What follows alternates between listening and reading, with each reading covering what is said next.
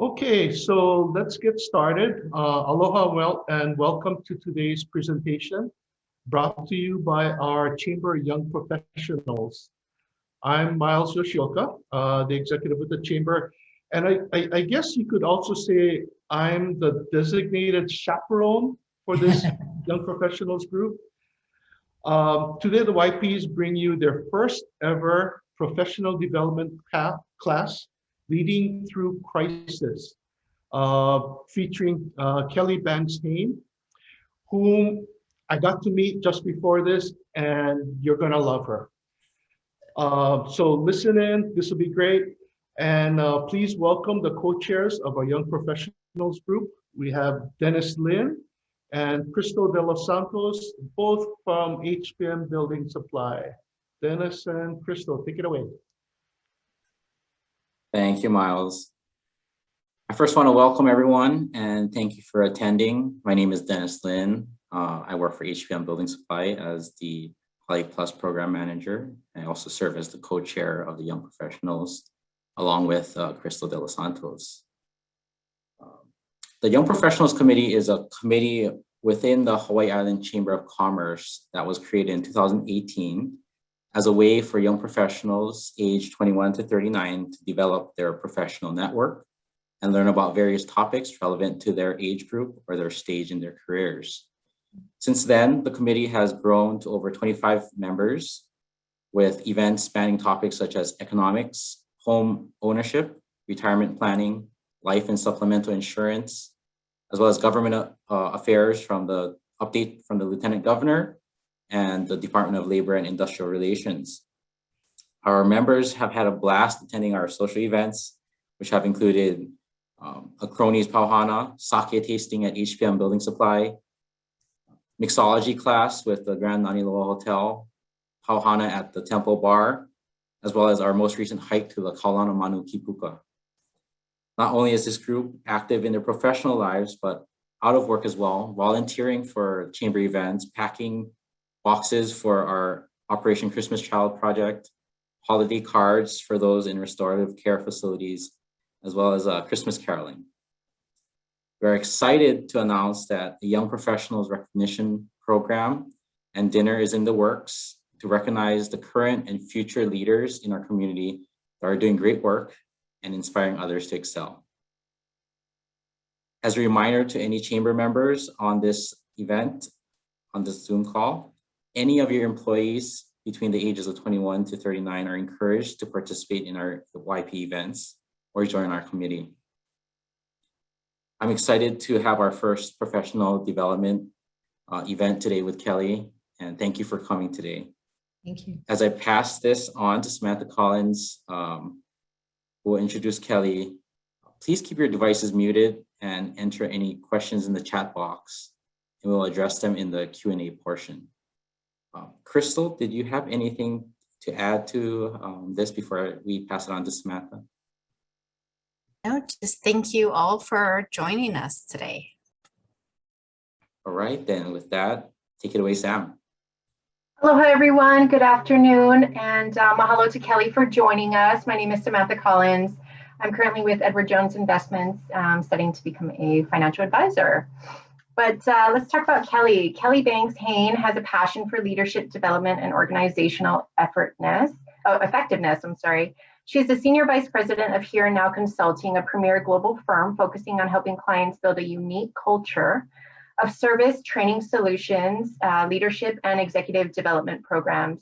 Kelly brings more than 2 decades of luxury hotel resort experience and an impressive track record of success in repositioning hotels in Hawaii. She's a 3rd-generation Kama'aina. Kelly grew up in Kailua on the island of Oahu and graduated from La Pietra Hawaii School for Girls. She earned a BFA in English, Fine Arts, and Secondary Education from Stevens College in Columbia, Missouri. She's a certified teacher. Kelly utilizes her training skills on people development and is reputed to be one of the best mentors in Hawaii's hospitality industry. She is married to Tom Hain, and together they have raised 4 children. Her joys in work are watching people grow and learn. Her purpose is to inspire and motivate. And I personally have known Kelly for quite some time now, and I absolutely agree. She inspires and motivates me. So Thank you for joining us today, Kelly. And I think it's over to you now. Thank you so much, Sam. I really appreciate it. You know, it's so funny. I love that you indicated that I have my degree in education. So I am a certified teacher. And oftentimes when we think about what we learned in university, if you went to college or you went to university, will I ever use what I learned? And I will share with you that educational degree, I believe, shaped my desire for learning and also for teaching and mentoring. It was something that just as I learned about psychology and learned about how people grow and learn and develop, I absolutely recall early in my career when I first became a manager, first became an executive leader, that I used that part of my education all the time. So I've been very lucky to be in Hawaii all of my career. And I grew up in my career in the hospitality industry. My very first position was at the Iniki Hotel in Waikiki. And I actually started at the front desk where I was checking guests in and checking guests out. And it was a position that I immediately fell in love with the hotel business and found myself just continuously learning, developing, growing. And I watched a variety of different leaders, and I kept observing that, you know, those are the things that I know each of you do as younger leaders. You watch some of the more senior leaders to say, do I like that? Do I want to be like that person? Do I feel like that leadership style resonates with me? Or that really works well? And I will share with you, there was a leader at the Iniki in sales and marketing that I just fell in love with. And I just said, I need to be in sales and marketing.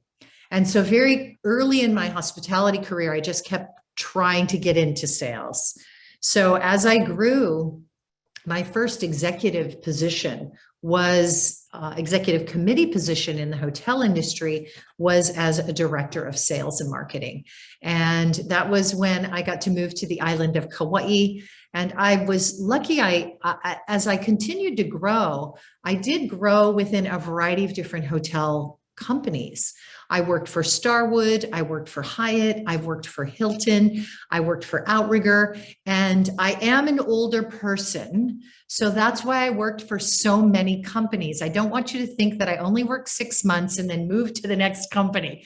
Every job or every position I had, I either was a minimum of 3 to about 6 years.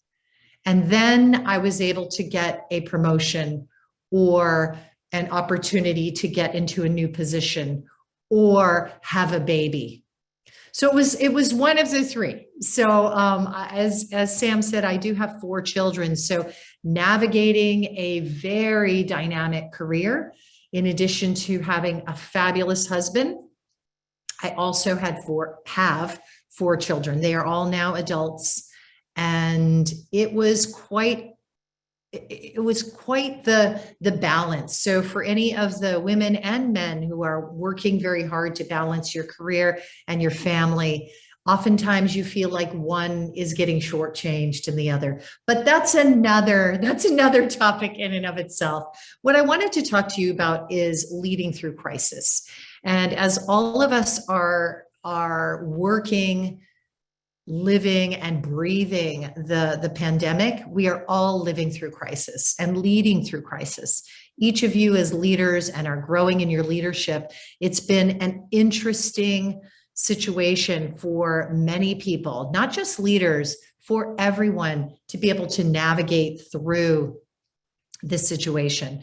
You know, as I have led through a variety of different situations, and I'll identify for purposes of our conversation, crisis as something that is a major impact on the business, a major impact on the safety of customers or guests in the case of hospitality, the safety of your staff or your employees, and the safety and the health of the financial impact of the business. So when I talk about crisis, there are many, many things that need to be done. But what I wanted to do was share with you just a few key nuggets that I feel are critical to the success of leaders in navigating crisis.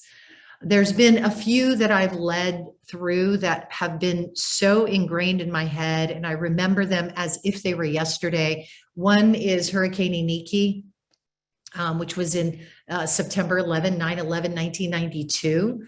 And I was on the island of Kauai, and I was a director of sales for a hotel on Kauai. I led the team through that crisis. There was another crisis when I was the general manager at the Princeville Hotel on the North Shore of Kauai, and it was what was called the Koloko Dam Break, and that was in March of 2006. And there was a dam that broke because there were 40 days of rain, 40 days and 40 nights of rain. And this dam had weakened, and the water washed out the road, and the North Shore of Kauai was isolated for 3 days. So you can imagine leading a luxury hotel and your guests can't leave. Not a fun situation. Some of the other crises, again, these are critical, major events.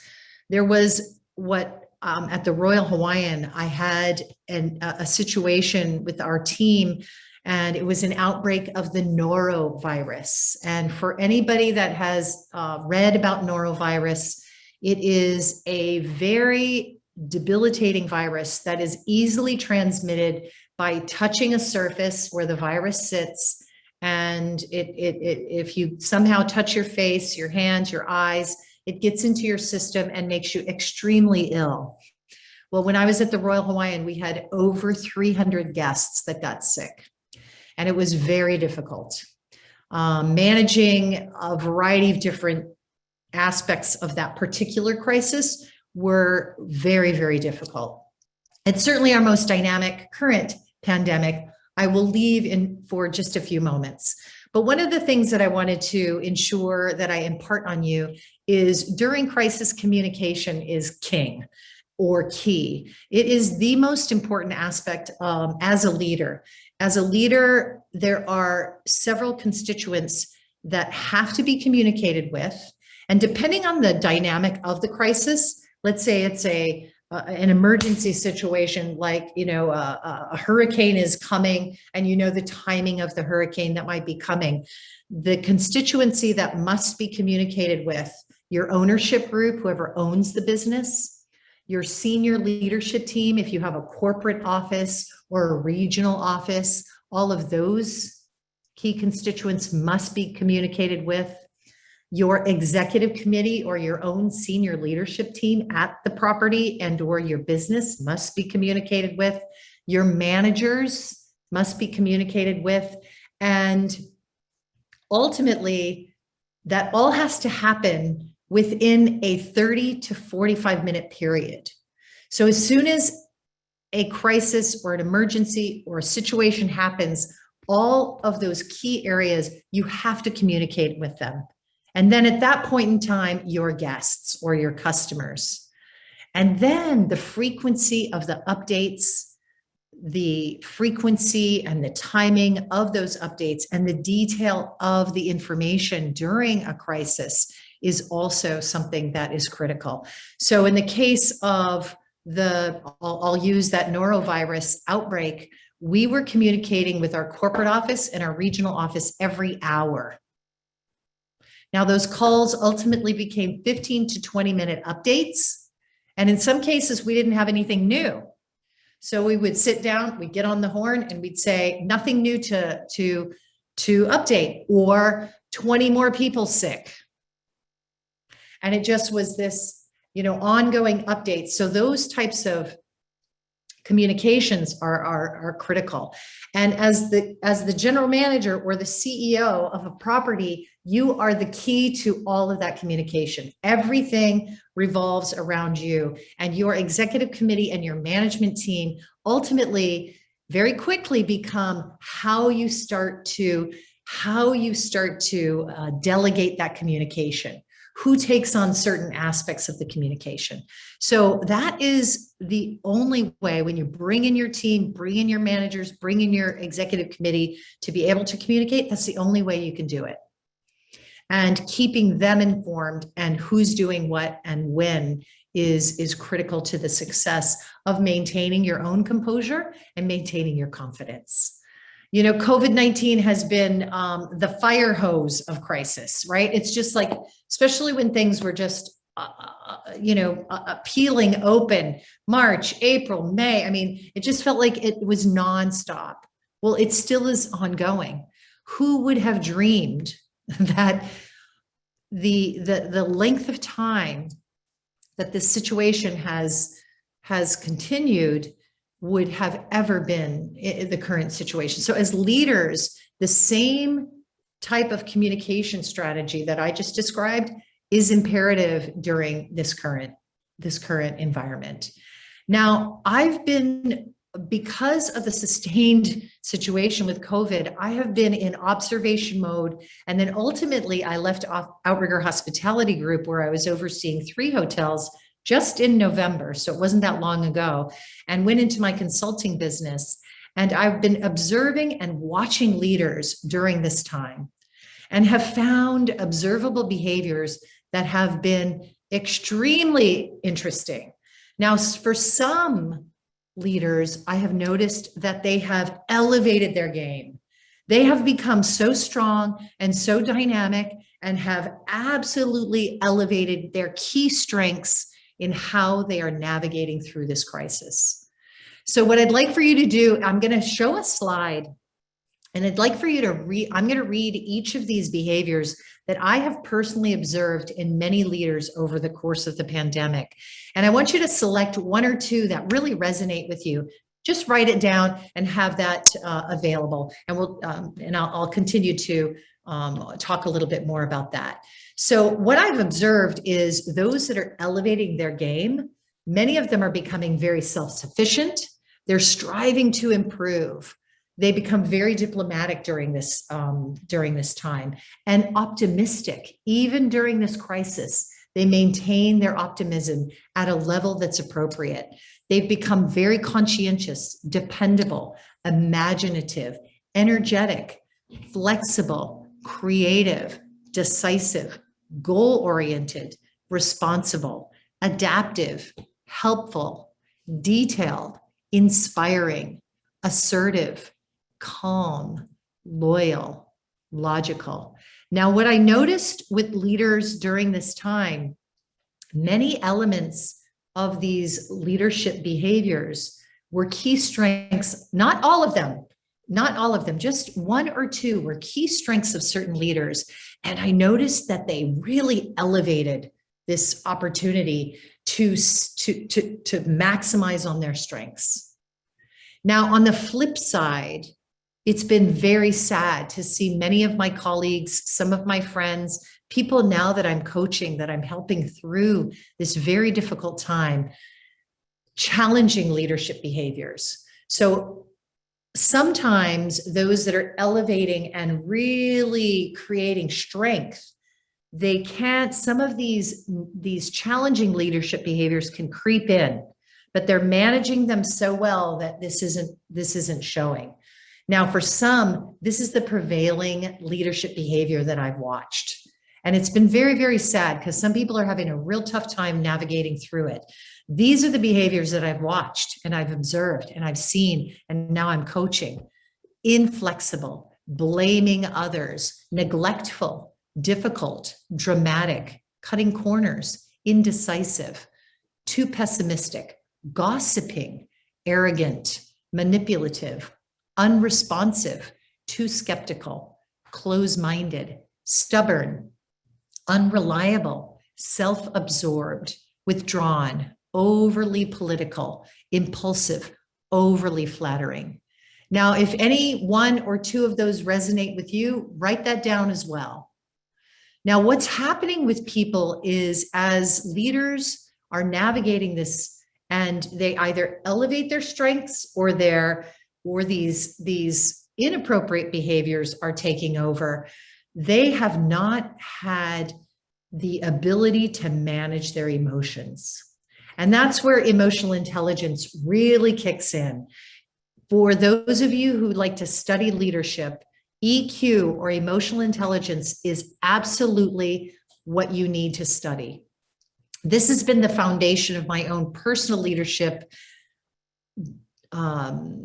vision, and now even more so as I've observed people understanding those that have a high level of EQ, they're able to understand the impact that they have on others, understanding the self-awareness, their own self-management, managing their own emotions. They're also understanding their own strengths and how they're managing social awareness and relationship management. And emotional intelligence is really the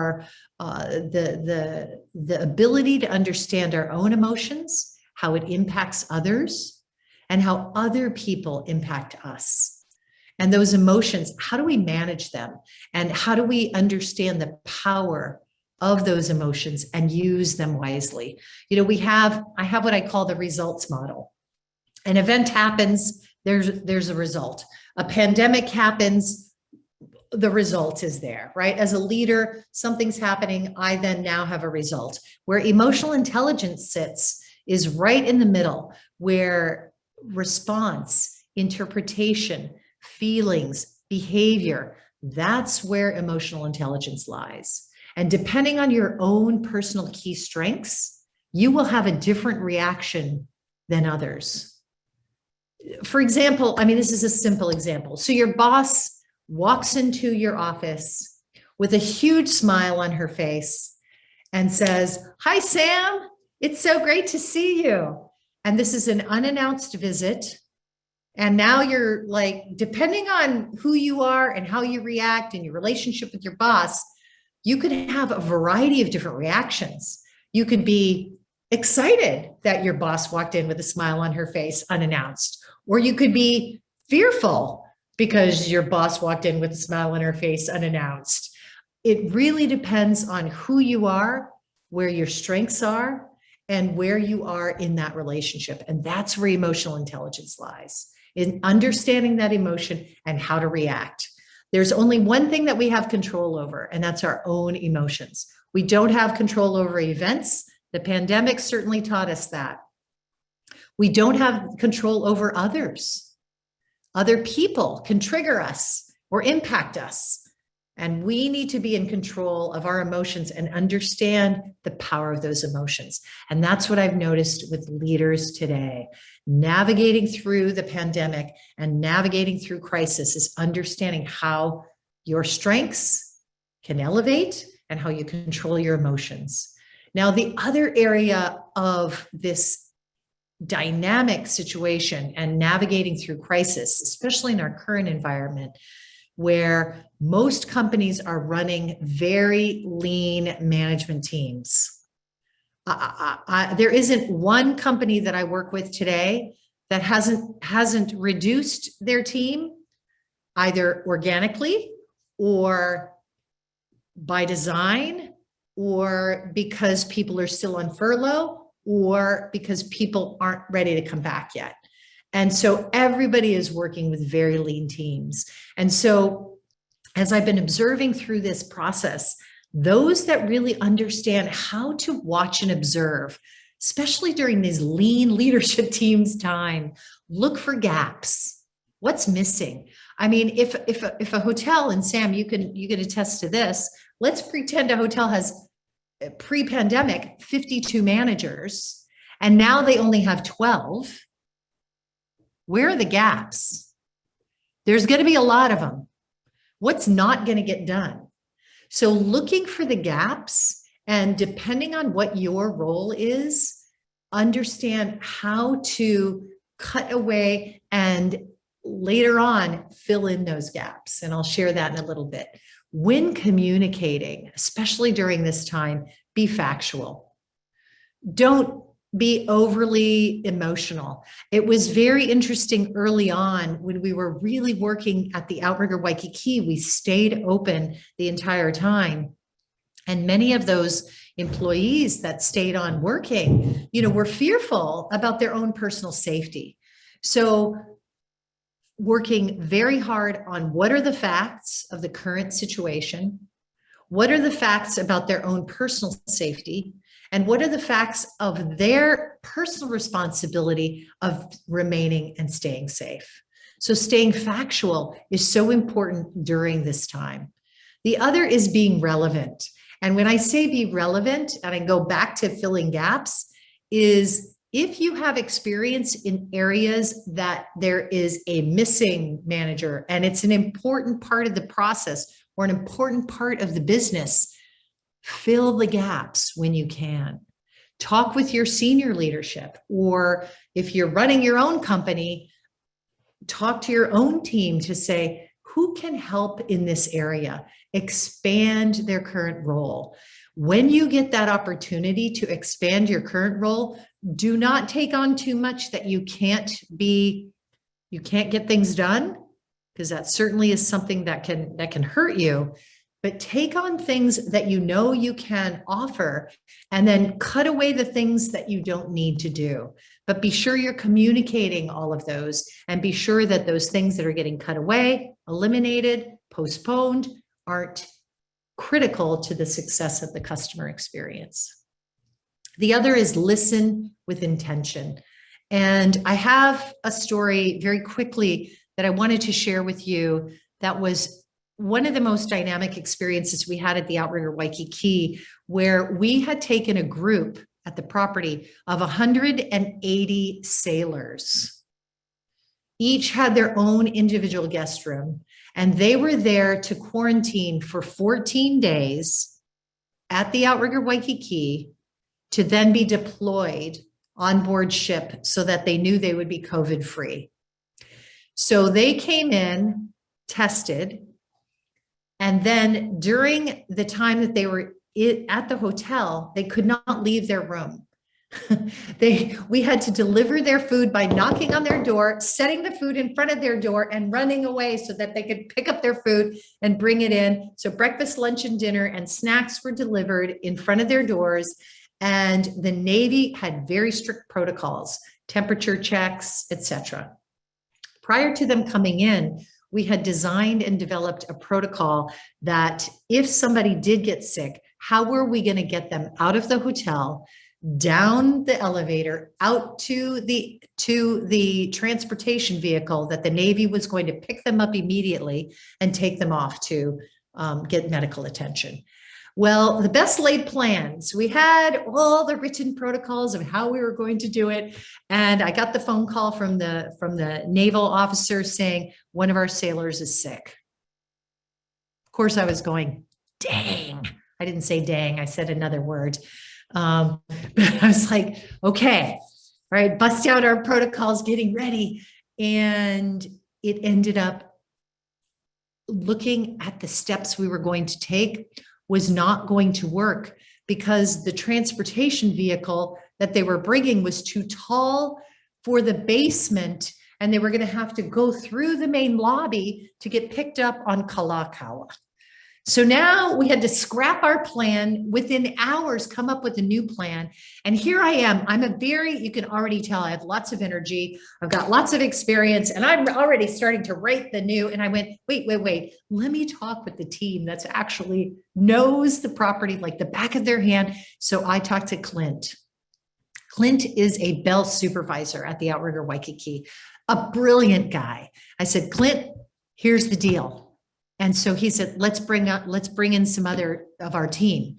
So we brought in those that were working, brought 5 people. We had security, bell, front desk, all of the hourly staff to then design within a 30-minute time period, a new process to bring the sailor down out to Kalakaua without exposing an employee, exposing a guest, and ensuring that after that sailor went in those areas, that we brought in a team to disinfect all of the areas that he had touched. And Clint was the one.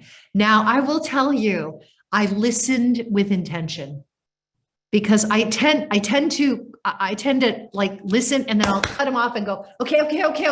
But I just said, no, Kelly, just don't say a word. Don't say a word this time. Just let this work itself out. I will tell you, it was unbelievable. It was the most probably important things I've ever experienced with listening with intention. The relationship I have built with Clint is undeniable now. I go and see him all the time. He and I are very close now because of this experience. And I share that with you because that is so critical to the success of a leader, is ensuring that your business relationships, your relationships with your team, understanding and amplifying your own strengths, understanding how to elevate your emotional intelligence, listening with intention, allow you to lead with confidence in a crisis, and ultimately be a role model for others. What questions do you have?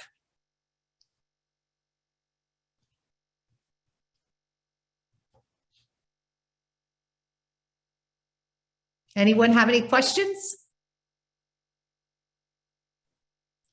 Kelly, I have a question. Yes.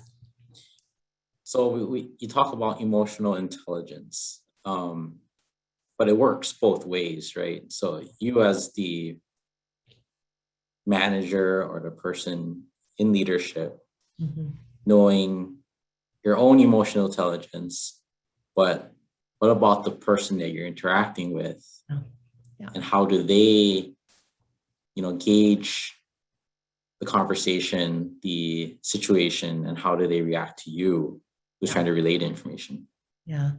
That's such a great question. And, one of the things that has been very, very helpful for me personally, and I'll talk about my own experience, and then I'll share what you can do if you don't have some rich, robust tools that I have access to.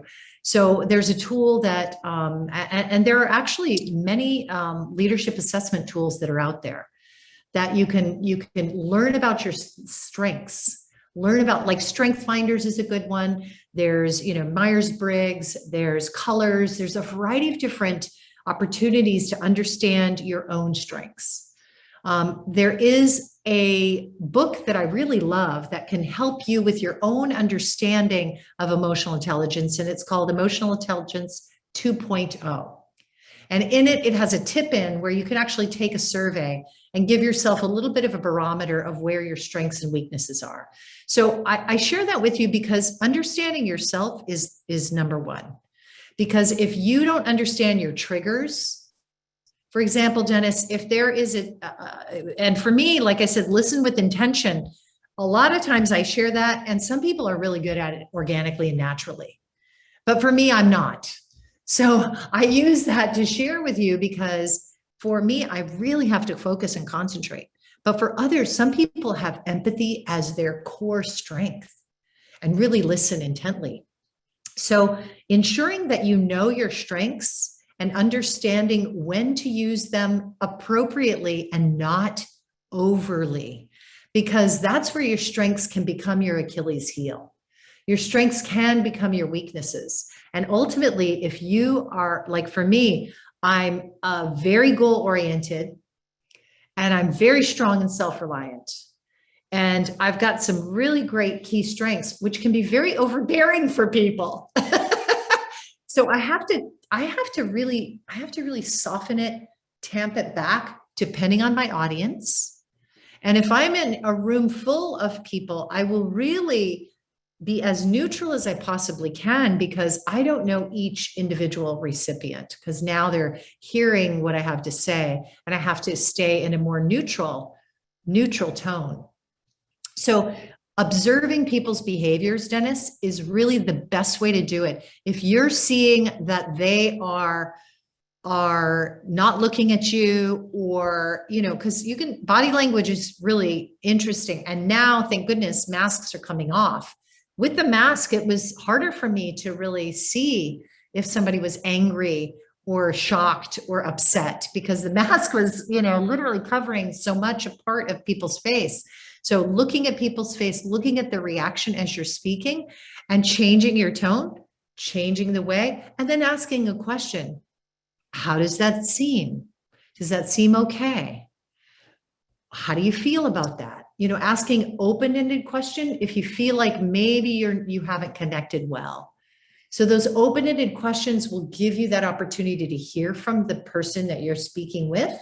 And then that gives you then the opportunity to react accordingly. Does that sound right? Yeah.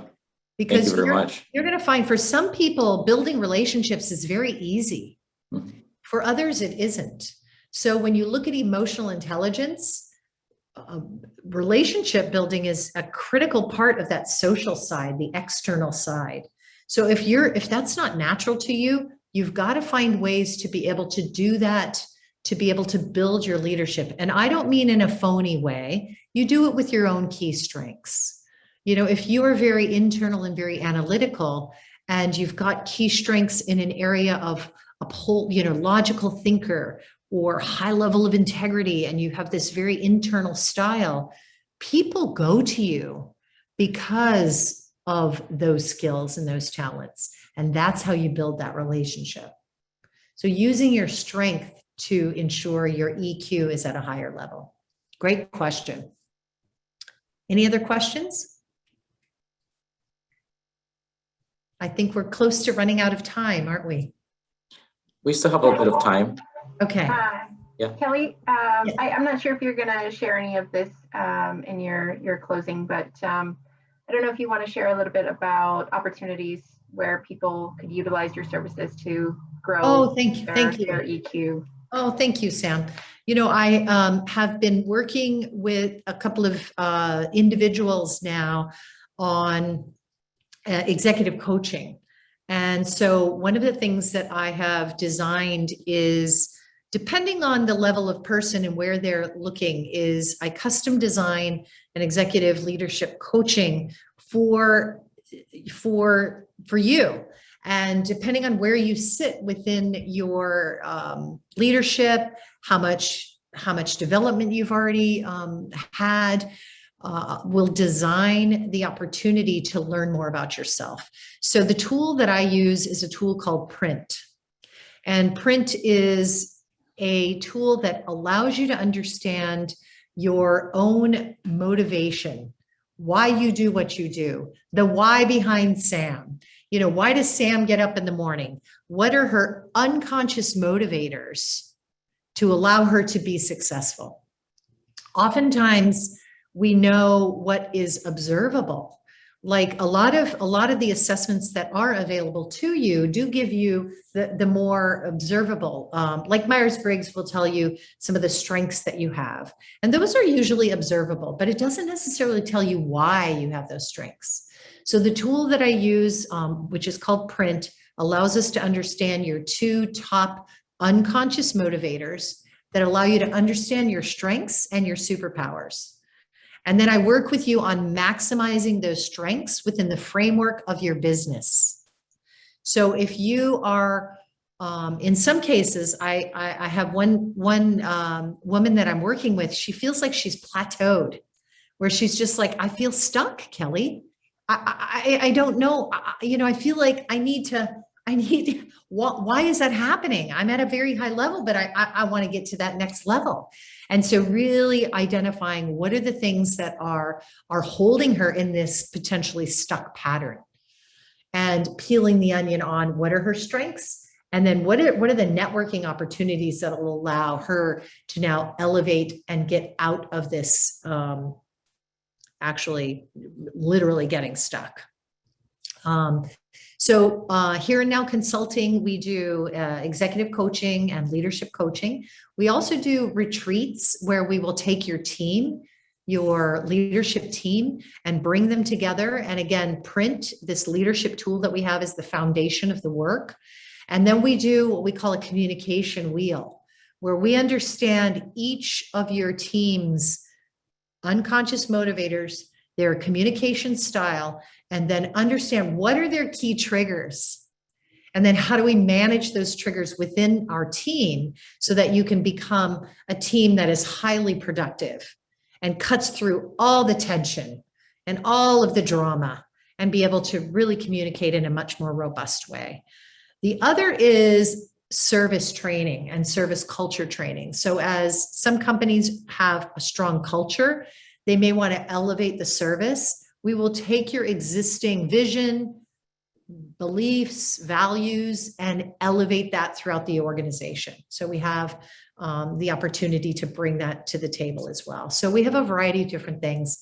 I can send out, maybe afterwards, I can send out my website, and you can see we have a couple of people on our team that are really quite extraordinary. Well, the other thing we're working on is a women's leadership program, which is going to be exquisite. We're in the final touches of finishing this program, where 3 of our coaches are going to provide what I'm calling wraparound services for an individual female in a leadership position, and really help them grow in their existing position. So a lot of different things that we're providing. Thanks, Sam. Appreciate that. Yeah, and I have been through the Here and Now print program on an executive level with our entire team at a former hotel, and it was so interesting to see everyone's print. It's basically a couple of numbers, 1 or 2 numbers that come out that mean something, and you know, it helps you understand who you're working with, and maybe why or why not you get along with those people or not. It was really, really interesting. And then digging in on the personal level as well. So I thoroughly enjoyed the program that I went through. So thank you. Thank you, Sam. Appreciate it. Thank you. Any other questions?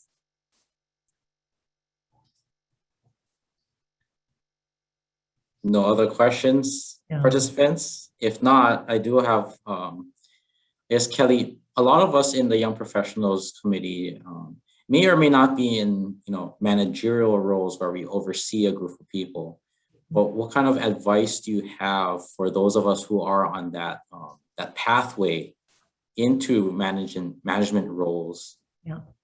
What's like one piece of advice that you would give us as we, start to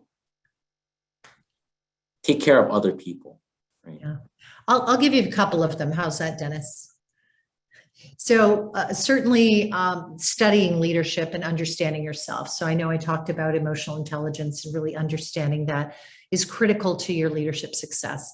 And the reason why I say that is because it'll hone in on your strengths, and then you will notice people will start seeing you in a different light, because you'll have a lot more confidence in your what I call executive presence or managerial presence, or as you're emerging into a management position. The other is networking. And it's critical to network within your industry and outside of your industry. And the way, first of all, this is fantastic. So bravo to all of you that are in this organization, because that I give that advice to many, to get involved with business networking associations or even nonprofits. If you get involved with especially some of the ones that you might be passionate about, you will find leaders of all types on nonprofit boards. And they are hungry for young leaders on their board. As a matter of fact, many nonprofits have their own separate young professional board members. So looking for those nonprofits and or industry associations are very important for exposure, because what you want to start doing is gaining exposure for who you are, not just within your own business, but also outside of the business, because that gives you more exposure to what's out there, what you might find. Hopefully your own businesses won't get upset with me with this comment, but exposure to seeing other things that might be even more interesting to you. This is something that I didn't do younger in my career. And I think back now, and I wish I had. I will tell you, more and more industry associations look for young leaders. At the time when I was a younger leader, they weren't. They only wanted the more senior people on their boards. But now it's so critical to the success of nonprofits. And if you find something you're passionate about, I can assure you there will be people in a variety of different industries on those boards that you're going to network with. And then you start observing their leadership behaviors and really focus and identify on those things that resonate well with you. Because when you do, it's likely that they have similar leadership strengths to you. And then start talking to them. Oftentimes people will come to you and start talking with you because now you show interest. One tip of advice, which I know is a tough one, but don't ask somebody, will you please be my mentor?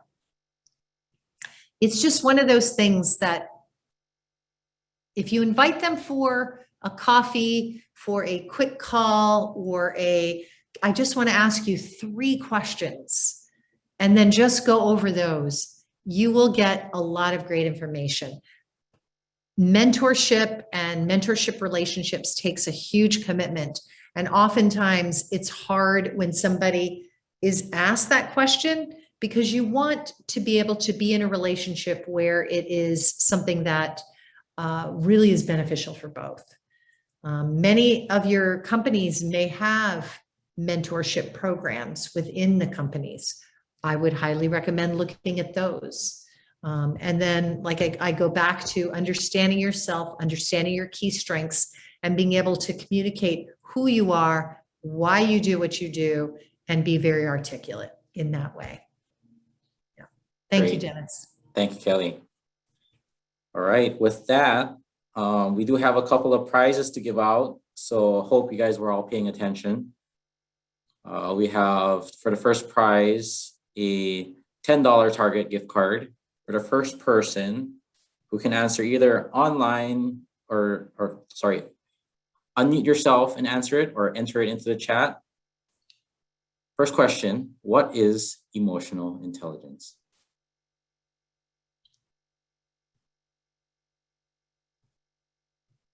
$10 Target gift card.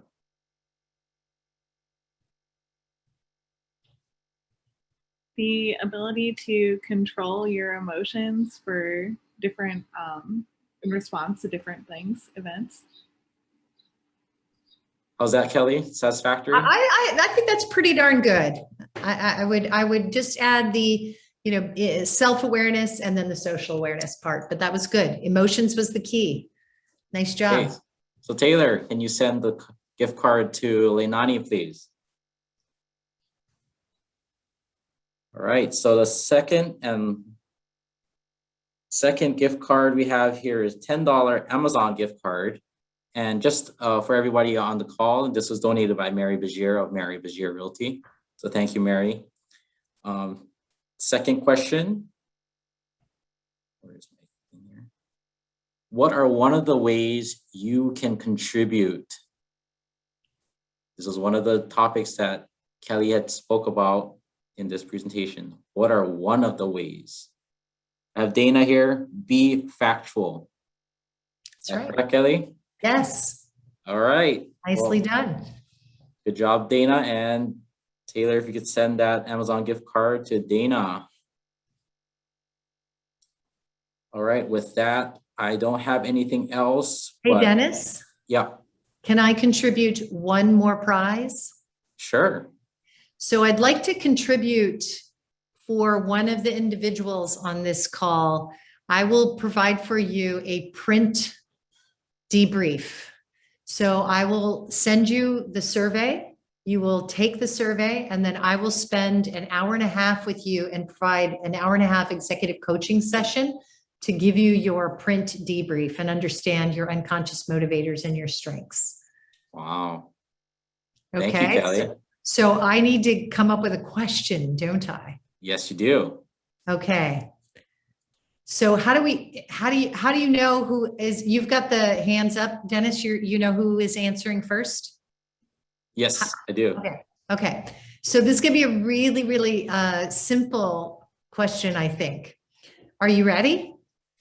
What was the name of the housekeeping, what was the name of the Bell supervisor that I worked with that now I have a very strong relationship with? Oh! There we go. Job. Clint. Yes, Clint is the name. So who is that? Who is the one who won? Yeah, who is C Harp?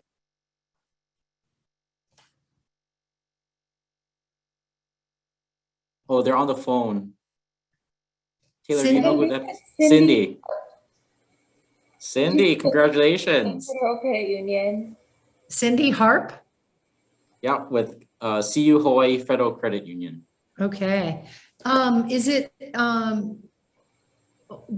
Dennis, would you send my contact information to Cindy? Yep. And then Good. Cindy, you and I can coordinate the time and I'll send you the survey. It'd be within the next 2 to 3 weeks that we would organize that. Does that sound okay, Cindy? Perfect. Perfect. Awesome. Congratulations. Thank you so much, Kelly. You are welcome. And with that, Crystal, Can I you want to take do a closing? screenshot, please, Oh, real sorry. quick? Yes. If you Screenshot guys first. don't Sorry. mind. Screenshot. If you guys can all put your cameras on. To turn my camera off. And then we can stop screen sharing, right, Taylor? Oh, sorry. Will do. There you go. There we go. Thank you. Okay, ready? 1, 2, 3. Okay, good. Good. All right, Crystal, can you take the lead with the closing? You took the lead on everything. Well, thank you, everyone. And thank you, Kelly, for, putting on this presentation for us. We all have a lot of learning to do, so it's really exciting that we got to learn a little bit more. If you guys have any questions, if you guys don't have anything else, then have a great day. And we'll still have the Zoom on for a little while if you want to stay and talk story. A lot of us, we only see each other once a month, so. Aloha, everyone. Bye. Thank Bye. you. Thank you, Thank you Kelly. so much, Kelly. Kelly. Kelly. Thanks, Kelly.